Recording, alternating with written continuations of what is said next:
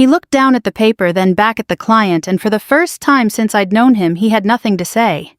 "This can't be right," he said. No one corrected him. No one could. The room stayed still, like it was waiting for someone who wasn't there. For me. 3 hours earlier, I was still in that room. Same table. Same people. Same deal. Different version of me. I remember the glass wall behind them reflecting the city, late afternoon light, the kind that makes everything look more stable than it is. Daniel stood at the head of the table. Not my brother. Different Daniel. CFO, clean shirt, measured voice. He liked structure. He liked outcomes that could be explained in slides. "We've reached a point," he said, "where the system outperforms individual judgment." No one interrupted him. That's how these things happen. Not with arguments, with agreement.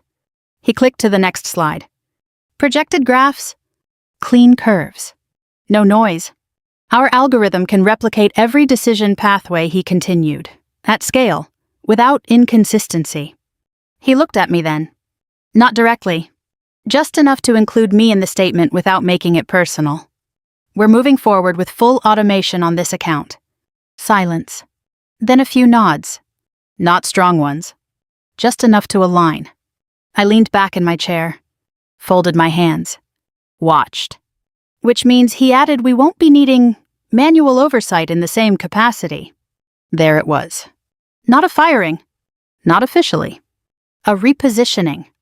That's what they call it when they want it to feel mutual. Across the table, Melissa avoided my eyes. She had been with the company 8 years, long enough to know how things actually worked. Not long enough to say it out loud.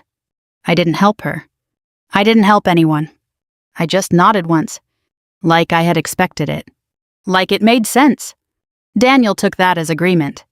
"Good," he said, "then we're aligned." Aligned. Another word that sounds better than it is. After the meeting, people moved quickly. Laptops closed. Chairs pushed back. Phones checked. No one lingered. They rarely do when something uncomfortable has just been decided. I stayed seated for a moment. Not because I needed to. Because I wanted to see who would come over. No one did. Melissa paused near the door. Looked back. Then kept walking. I stood. Picked up my badge. Turned it over once in my hand. My name. My title. A version of me that had been useful. I walked to the table. Set it down in the center. Not tossed. Not slid. Placed. Then I said lightly, "Good luck with the client." Daniel smiled. "Professional. We'll be fine." I nodded. "I know." He didn't catch it. No one did. I walked out of the building without checking my phone. Didn't call anyone. Didn't explain. The elevator ride down was quiet. A woman from another floor stood beside me, holding a folder too tightly. We didn't speak. Outside, the air felt colder than it should have. I stood on the sidewalk for a minute. Watched the reflection of the building in the glass across the street. Then I started walking. The client meeting was scheduled for 5. International team. Old school leadership. Not impressed by dashboards. Not convinced by charts. They didn't say that out loud. They didn't need to. I had learned that the first time I met them. 3 years ago. When the deal almost didn't happen. Back then, it wasn't the numbers that closed it. It was a conversation. One that didn't show up in any report. One that required reading a room that didn't want to be read. Daniel hadn't been there for that. He had the summary. Not the moment. There's a difference. I reached my car. Sat inside without turning the engine on. The steering wheel was warm from the sun. I rested my hands on it. Not gripping. Just there. I could have gone back. I could have said something. Explained the part they didn't understand. The part that never makes it into systems. The part that looks like instinct but isn't. It's memory. Pattern. Trust. Built over time. Lost faster. I didn't go back. At 5:12, my phone buzzed. I didn't look at it right away. I already knew. Not the details. The shape of it. The moment when confidence meets something it can't process. When a room full of prepared people realizes preparation wasn't enough. I picked up the phone. One message. From Melissa. He asked for the code. I read it. Set the phone down. Waited. Another message. We can't find it. I didn't respond. At 5:17, the third message came. They're looking at your files. I almost smiled. Not out of satisfaction. Out of recognition. They would find it. Exactly where I left it. Exactly how I left it. And it wouldn't help them. Not the way they needed. At 5:19, the fourth message. Why is it blank? I leaned back in the seat. Closed my eyes for a second. Not long. Just enough. The thing about trust is this. You can document parts of it. Reference it. Support it. But the core of it, the part that makes someone across the table decide to move forward, doesn't sit on a page. It sits in a person. And once that person leaves, what's left behind looks like nothing. At 5:23, my phone buzzed again. Different name this time. Daniel. I let it ring. Then stop. Then ring again. I didn't answer. At 5:26, a message. Where are you? I looked at it. Didn't type. Didn't explain. Because for the first time in a long time, they were the ones who needed to figure something out. Without me. I started the car. Pulled out into traffic. The city moved the same way it always did. No one else knew what had just happened in that room. No one else needed to. As I drove, I thought about the blank page. About how it would look under fluorescent light.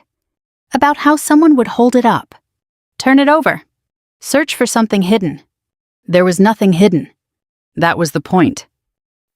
You can replace a process. You can replicate a decision tree. You can scale a system. But you can't automate the part where someone decides to trust you. And you can't download the memory of how that trust was earned. At a red light, I checked my phone one more time. 5 missed calls. 3 messages. The last one was shorter. No explanation. No strategy. Just a sentence. We need you. I looked at it. Then put the phone face down. The light turned green. I kept driving. I didn't turn around. Not when the light changed. Not when the next message came in. I kept driving until the buildings thinned and the road opened up a little. There's a stretch just past the river where the traffic slows without stopping. People ease off the gas there. No one knows why. I've always liked that part. You can think without having to explain yourself. My phone buzzed again. I let it. Then again. Then it stopped. Silence can say more than a reply. I pulled into a grocery store parking lot. Not because I needed anything. Because it was close. Because it was ordinary. I sat there with the engine idling and watched a woman load bags into the back of her car. 2 kids arguing over a cereal box. A man checking his receipt twice. Normal things. Unremarkable. Grounded. That's where I needed to be. 10 years ago, I would have gone back. Explained. Bridged the gap. Made sure the room didn't fail because I was the one who knew how to hold it together. That was my role. Not written anywhere. But understood. Back then, the company was smaller. The team was tighter. Decisions were messier. Human. We sat closer to each other. Spoke without rehearsing. Disagreed without slides. The first time I met that client, it was in a conference room that smelled like old wood and strong coffee. No screens. No projections. Just a table. 5 people on their side. 3 on ours. They didn't ask for metrics. They asked questions. Slow ones. Careful ones. The kind that test how you think, not what you know. What happens when your model is wrong, one of them asked. Daniel had answered first. We've built safeguards, he said. Redundancies. Fallbacks. Confidence intervals. All the right language. All the right pieces. The man across the table had listened, then looked at me. Not because I was higher in title. Because I hadn't spoken yet. And when those fail, he asked. I didn't answer right away. I let the question sit. Long enough to make it real. Then I said, then we decide. He nodded. Once, that was the moment. Not visible in any report. Not captured in any metric. But it shifted something. After the meeting, he had walked with me to the door. Alone. No team. No assistance. You understand what this is, he said. I think so. It's not about the numbers. I know. He studied me. Not suspicious. Not impressed. Just measuring. We don't sign with systems, he said. We sign with people. I didn't write that down. I didn't need to. Over the next year, I handled the account. Not alone, but centrally. Calls at odd hours.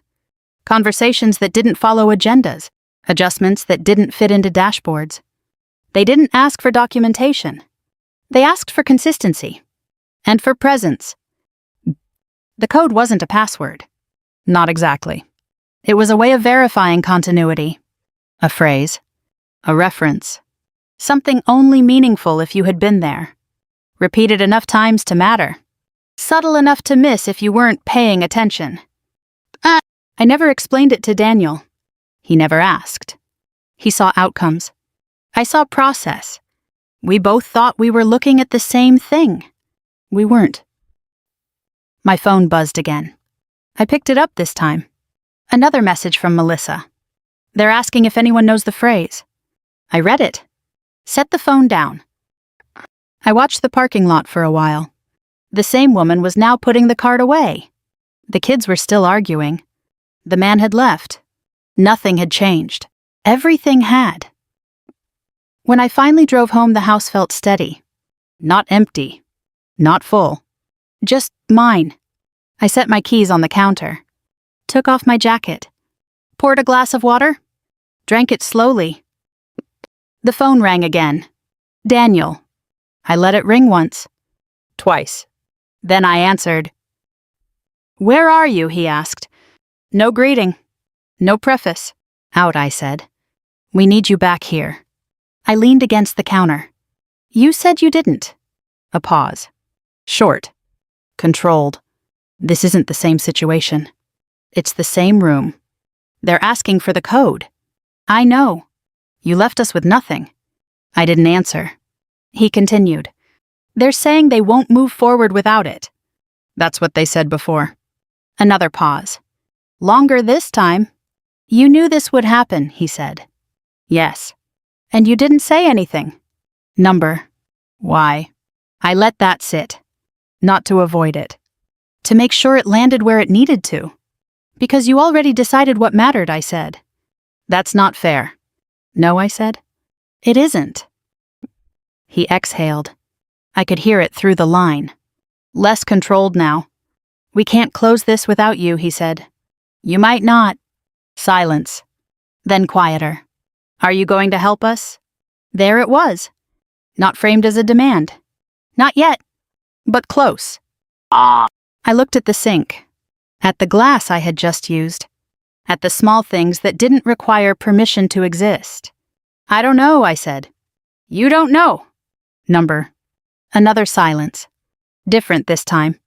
Not tension. Uncertainty. What do you need, he asked. The question hung there. Simple. Late. But real. I thought about it. Not in terms of leverage. In terms of truth. You need to understand what you removed, I said.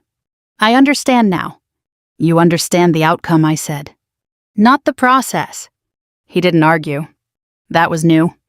Come back, he said. We'll fix it. I closed my eyes for a second. Not long. Just enough to feel the weight of the choice. I'll think about it, I said. That's not... I'll think about it. I ended the call. The house was quiet again. Not the kind of quiet that waits. The kind that holds. I sat down at the kitchen table.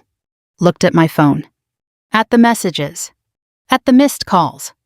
Then I turned it face down. For years, I had been the one who filled the gaps. Explained the parts that didn't make sense. Carried the weight when systems didn't. Not because I was asked. Because I knew how. Now the gap was visible. To them.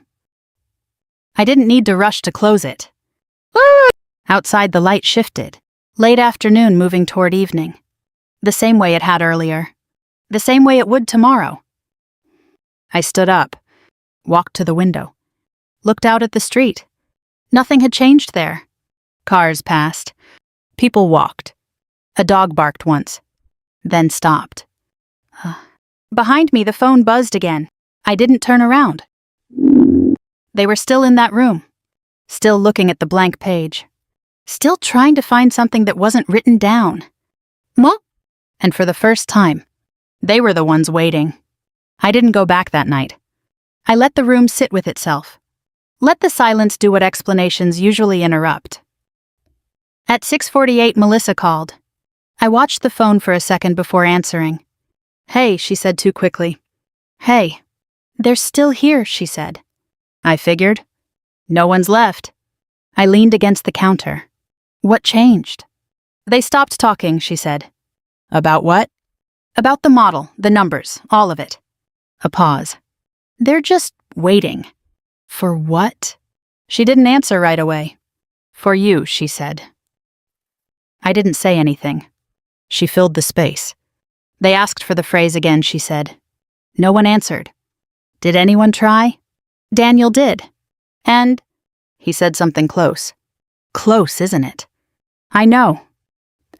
I pictured the room, the glass wall, the table, the blank page in the center, someone turning it over again, as if the answer might be on the back this time.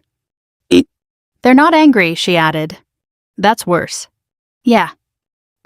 Another pause. Longer. Why didn't you just tell us, she asked. It wasn't an accusation. It was a question that had been waiting a long time. Because it wouldn't have mattered, I said. It would have. No, I said. You would have documented it. She didn't respond. And then you would have treated it like everything else, I continued. A step. A checkpoint. A variable. And it isn't. Number. What is it then, she asked. I looked at the window. At my reflection faintly visible against the glass. It's continuity, I said. It's memory. It's knowing what someone meant when they didn't say it directly. That's not something you can hand off. She was quiet. Then, they're asking if you'll come back, she said. I know. What are you going to do? I haven't decided. You have, she said. Not yet. I heard voices in the background. Low. Controlled. Not the sound of a room that had solved anything. They're losing him, she said. Who? The client. How do you know? He stopped asking questions, she said. He's just watching now. That meant something. More than raised voices would have. Has he said anything else, I asked. Just once. What? He asked if anyone in the room had been there 3 years ago. I didn't answer. Daniel said yes, she added. And he said he had read the reports. I closed my eyes for a second. That's not what he asked. I know. Another voice in the background. A chair moving. Then quiet again. They're going to lose this, she said. Maybe. They will, she corrected. I let that sit. Then I said, put him on. What? The client. Now, if he's still there.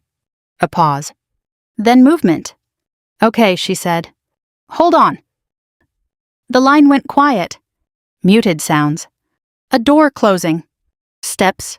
Then a different voice. Lower. Slower. Measured. Hello. Hello, I said. This is Claire. I know who this is. Of course he did. We both paused. Not awkward. Just aligning. You left the room, he said. Yes. Intentionally. Yes. Another pause. I asked for something specific, he said. I heard. And no one could provide it. I'm aware. He didn't raise his voice. He didn't need to. You understand what that means, he said? I do. Silence again. Then, why did you leave, he asked. It wasn't a challenge. It was a test. Because they believed I wasn't necessary, I said. And you disagreed. I didn't need to. A small shift in his tone. Not approval. Recognition. They built a system, he said. Yes. They trusted it. Yes? And you did not. I trust what it can do, I said. Not what it replaces. Another pause. Longer. He was thinking. Not deciding. There's a difference. If you return, he said. What changes? Nothing, I said. That's not acceptable. No, I said. It's accurate. He let that sit. You understand that I can't proceed like this, he said. I do. And you also understand that I won't proceed without continuity. Yes. The word again. Continuity. He didn't call it code. He never had. Then we are at an impasse, he said. For now. Yes. Another pause. Then quieter. You chose not to give them what they needed. Yes. Why? Because they chose not to understand it. He didn't respond immediately. Then, that is consistent, he said. Yes. The line stayed open. No one rushed. No one filled the space. Finally, he said, if you decide to return, call me directly. I will. And if you do not, then you should not proceed. A small exhale. Not frustration. Acceptance. I agree, he said. The line clicked. Gone. Melissa came back on. Are you coming? She asked. I looked around the kitchen. At the quiet. At the small finished things. Not tonight, I said. A breath. Then. Okay. I ended the call. Set the phone down. The room I had left was still there. Still waiting. Still trying to move forward without something it couldn't define. And for the first time, I wasn't the one rushing to fix it. The room didn't fix itself overnight. That was the first thing I understood the next morning. I made coffee. Checked my phone. No missed calls. One message from Daniel. We paused the meeting. No punctuation. No explanation. Just the fact. I read it twice. Then set the phone down. Not ignoring it. Just placing it where it belonged. The house was quiet. Not empty. Steady. I opened the window over the sink. Let the air in. Cool. Clean. Uninterested in anything that had happened the day before. At 8:12 the phone rang. Daniel. I answered. Morning, he said. His voice was different. Lower. Less certain. Morning. We didn't move forward, he said. I assumed. They didn't walk either. I waited. They're still here, he added. Okay. Another pause. We've rescheduled for today. What time? 2. I looked at the clock. 8:14. You have time, he said. It wasn't a command. It wasn't a request. It was something in between. I'm not coming in to fix this for you, I said. I know. That's not what this is. What is it then? He exhaled. Come in and tell us what we're missing. I leaned against the counter. You're missing the same thing you were yesterday. That's not helpful. It's accurate. Silence. Then, we were wrong, he said. Not loud. Not dramatic. Just placed in the space. I didn't respond. He continued. We thought we understood the system. You do. We thought it was enough. It isn't. Another pause. Longer this time. I'm asking you to come back, he said. Not for the deal. Not for the outcome. Just back. I looked at the window. At the street. At a man walking his dog. Same pace. Same routine. Nothing waiting for a decision. I'll come in, I said. A breath on the other end. But I'm not taking my old seat. Okay. I'm not presenting your model. Okay. And I'm not filling in gaps you still don't see. A pause. Then. Okay. I hung up. Finished my coffee. Rinsed the cup. Left it in the sink. The drive back felt shorter. Not because it was. Because I wasn't deciding anything on the way. That part was done. The building looked the same. Glass. Steel. Reflections of movement that never really changed. I parked in Visitor. Not in my old spot. Walked in without a badge. No one stopped me. At the elevator, Melissa was waiting. She turned when she heard me. Relief crossed her face. Not exaggerated. Just visible. "Hey," she said. "Hey." "You came?" I said I would. She nodded. Didn't say anything else. Didn't need to. The elevator ride was quiet. She glanced at me once, then at the numbers above the door. We both knew what waited on the other side. When the doors opened, the hallway felt different. Slower. People looked up. Not staring, just noticing. That was enough. The conference room door was closed. Melissa reached for the handle. Paused. Looked at me. I nodded. She opened it. The room fell quiet. Not abruptly. Gradually. Like sound stepping back. Daniel stood at the head of the table. Same position. Different posture. He didn't speak right away. Just looked at me. Then at the empty chair where I used to sit. Then back at me. I didn't take that chair. I moved to the side. Near the wall. Where I could see everyone. Without being part of the center. The client was seated across from him. Same man. Same stillness. He looked at me. Not surprised. Not relieved. Just acknowledging. "You returned," he said. "Yes." Daniel stepped slightly to the side. Not giving up his place. Making room. Subtle. But clear. "We were unable to proceed yesterday," he said. "I'm aware. We'd like to continue." I didn't answer him. I looked at the client. "You asked for continuity," I said. "I did. It's not in the system." "I know." A pause.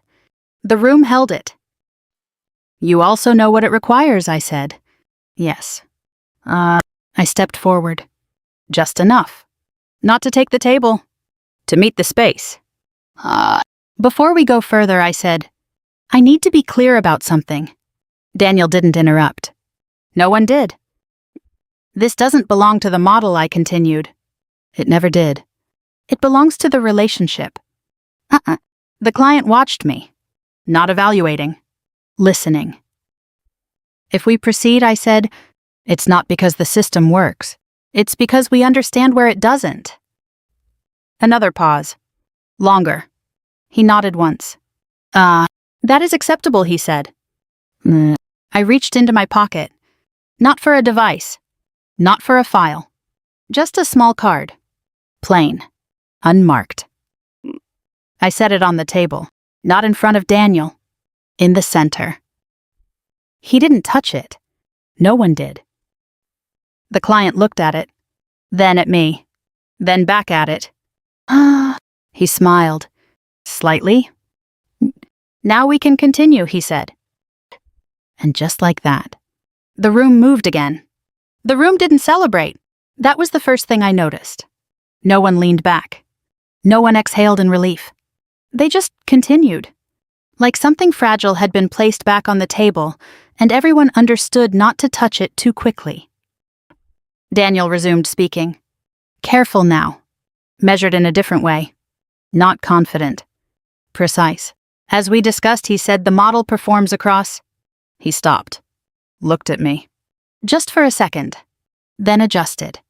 The model supports the process, he said. Better. Not perfect. But better. The client listened.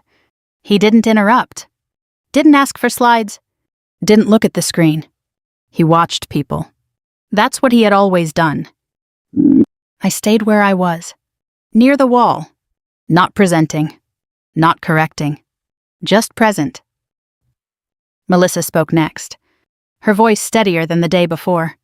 She outlined timelines. Deliverables. Checkpoints. Clear. Grounded. No extra language.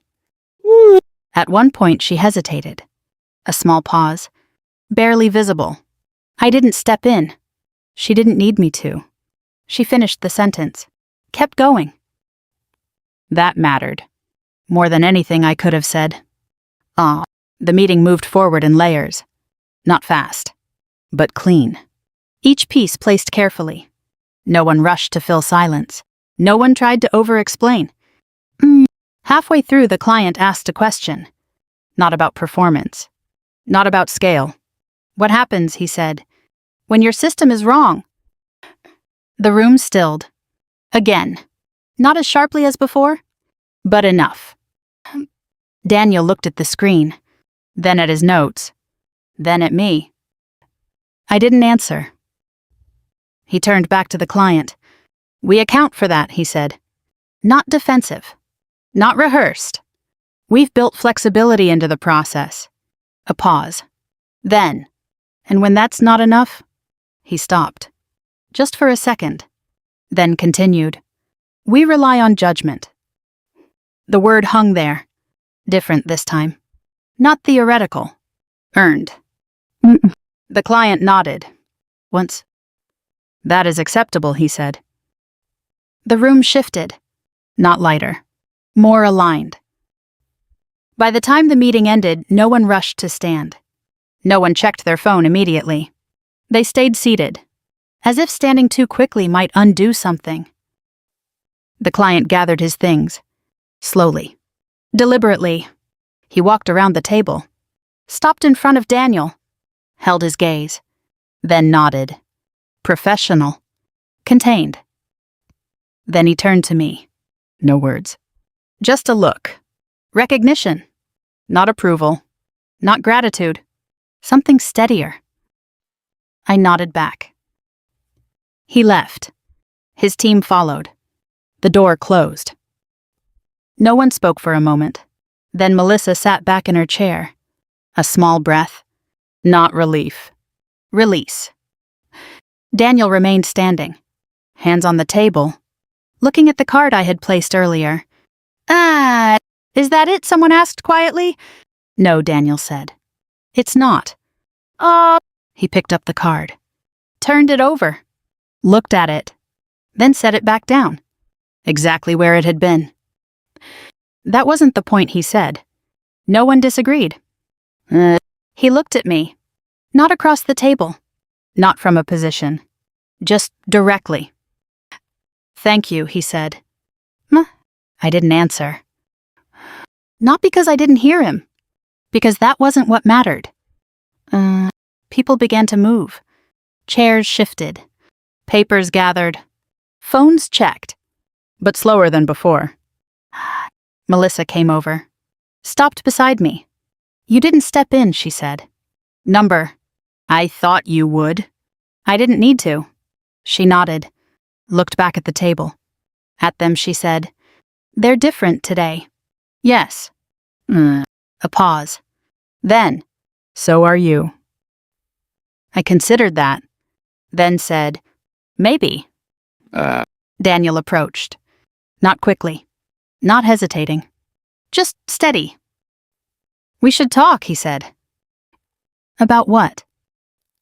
He glanced at the table. At the space where I used to sit. Then back at me. About how this works moving forward. I held his gaze. It doesn't work the way it did before, I said. I know. Then we don't need a long conversation. He nodded.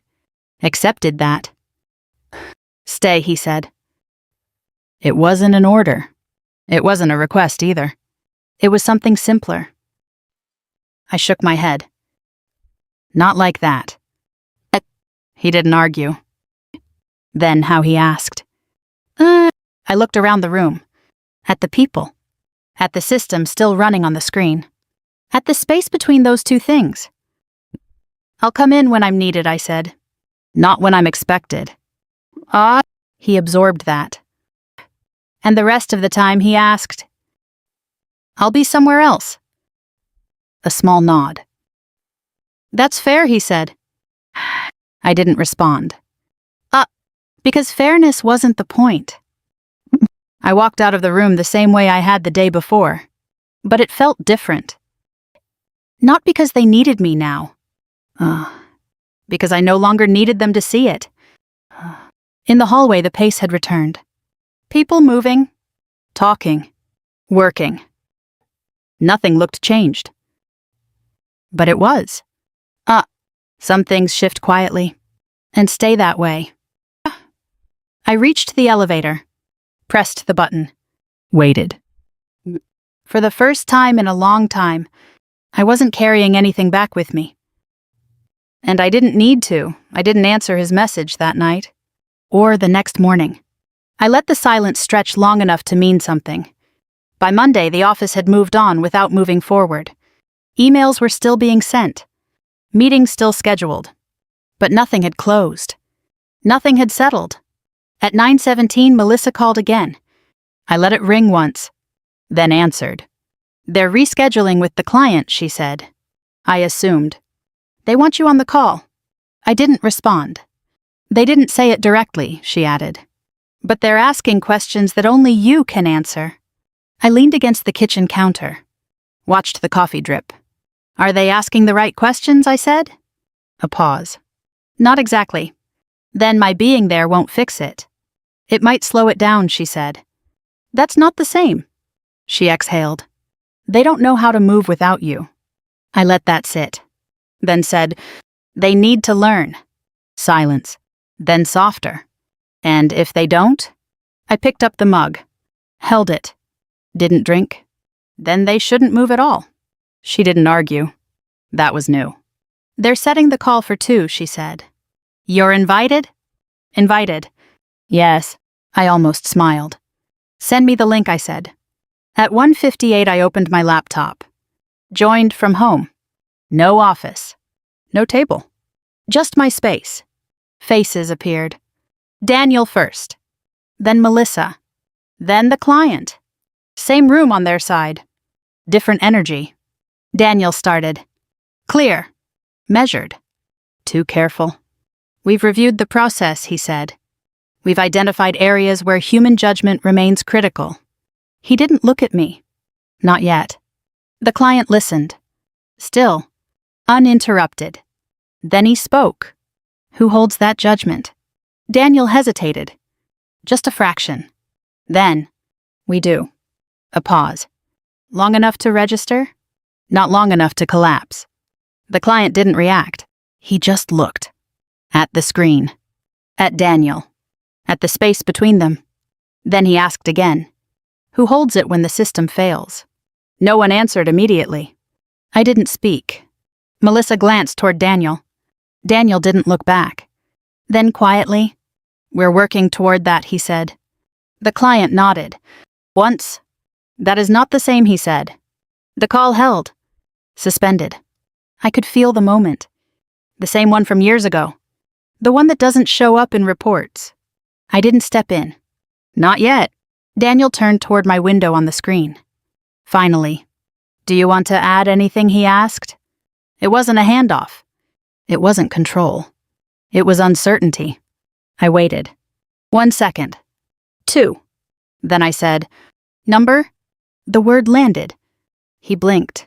The client didn't move. Daniel nodded slowly. Understood, he said. And continued. The rest of the call moved, but not forward. Around. Careful. Incomplete. At 2:34 it ended. No resolution. No agreement. Just a polite close. I shut my laptop. Didn't check messages. Didn't follow up. Because this wasn't the moment to fix it. It was the moment to let it be seen. That evening, Daniel called. I answered. We lost momentum, he said. Yes. They're pulling back. I expected that. A pause. Then, you could have helped. I didn't respond. You chose not to, he added. Yes. Another pause. Longer. Why, he asked. I thought about it. Not quickly. Not defensively. Because if I step in too early, I said, you'll think the system works. Silence. And it doesn't, he asked. It works, I said. Just not the way you think it does. He didn't argue. I need to understand it, he said. That's the first right thing you've said, I replied. He let out a breath. Not frustration. Release. Then help me understand, he said. I didn't answer immediately. Not fix, he added. Understand. That changed it. I sat down. Looked at the table. At the space where my badge used to sit. Come tomorrow, I said. Here. A pause. Your place, he asked. Yes. Okay. We hung up. The next day he arrived on time. No assistant. No laptop. Just himself. He stood in my doorway for a second before stepping in, like he wasn't sure what role he was walking into. Thanks for coming, I said. He nodded. Thanks for letting me. We sat at the kitchen table. No screens. No slides. What is it, he asked. The code. I looked at him. It's not a code, I said. He waited. It's a memory, I continued. A pattern built over time. That's not something we can scale, he said. No, I said. It's something you maintain. Silence. He leaned back, thinking. Then we built the wrong thing, he said. Not wrong, I replied. Incomplete. That landed. For the first time. He wasn't trying to defend it. He was trying to see it. And that was the shift. Not in the system. In him, I didn't rush the next part. Neither did he. We sat at my kitchen table with 2 cups of coffee cooling between us, and for the first time there was no timeline pressing in. No client waiting. No room watching. Just space. He looked around the kitchen, noticing things he wouldn't have before. The worn edge of the counter. A stack of unopened mail. A calendar on the wall with handwritten notes. You work from here, he asked. Sometimes. He nodded, like he was trying to place this version of me into something he understood. Walk me through it, he said. Not the system, the part we missed. I leaned back in my chair, thought about where to start. Not with the model. Not with the deal. With the first moment that mattered. 3 years ago, I said when we first met them. He listened. Didn't interrupt. They didn't trust us, I continued. Not really. They trusted the process, he said. No, I said. They tested it. He frowned slightly, then relaxed, letting the distinction settle. They weren't looking for accuracy, I said. They were looking for consistency. With the system, he asked. With us. That landed. They wanted to know what would happen when things didn't go as planned, I said, and whether the answer would be the same person each time. He leaned forward, elbows on the table. Continuity, he said. Yes. Silence, but not empty. Working. That's what the phrase does, I added. It confirms that continuity. He nodded slowly. So it's not about the words. Number. It's about who says them. Yes. He sat back, ran a hand over his face. Then we were never replacing you, he said. We were removing the continuity. I didn't respond. I didn't need to. He looked at the table, at the space between us. At some point he said we stopped seeing that as a risk. You stopped seeing it at all. He accepted that. Didn't push back. I thought we were scaling, he said. You were, I said. Just not everything. Another pause. What do we do now, he asked. I looked at him. Not as a colleague. Not as a problem to solve. As someone who had finally reached the right question. You decide what you're actually offering, I said. A system. Or a relationship that uses one. He held that. Longer than anything else we'd said. That changes how we present everything, he said. Yes. It slows us down. Yes. It makes us dependent on people again. I let that sit. Or it makes you honest about where you already are, I said. He exhaled. Not sharply. Just enough to release something he had been holding. I don't know if the team will accept that, he said. They don't have to, I replied. The client does. That was the difference. And he knew it. We didn't talk about the deal after that. Not directly. We talked about structure, roles, boundaries. I'm not coming back the way I was, I said. I know. I won't own this, I continued. I won't be the safety net no one acknowledges. He nodded. But I'll be available, I said. When it matters. He looked at me. carefully. On your terms, he said. Yes. He didn't argue. That was the second shift. Not in the system. Not in the deal. In how he saw me. And how I saw myself. He stood to leave. Didn't rush. Didn't linger. At the door he paused. Not out of habit. Out of thought. We should have asked sooner, he said. Yes. He nodded. I'll do it differently, he added. We'll see, I said. Not dismissive. Not accepting. Just real. He stepped outside. Closed the door behind him. The house settled again. But it felt different now. Not because something had been fixed. Because something had been understood. That afternoon, I didn't check my phone right away. I let the day move. Small things. Ordinary tasks. When I finally looked, there was one message. From Melissa. They want to restart.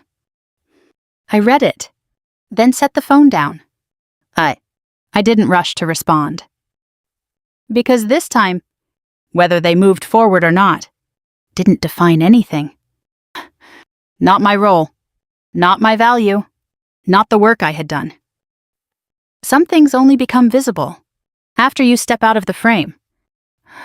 And once you see them clearly, you don't need to step back in the same way.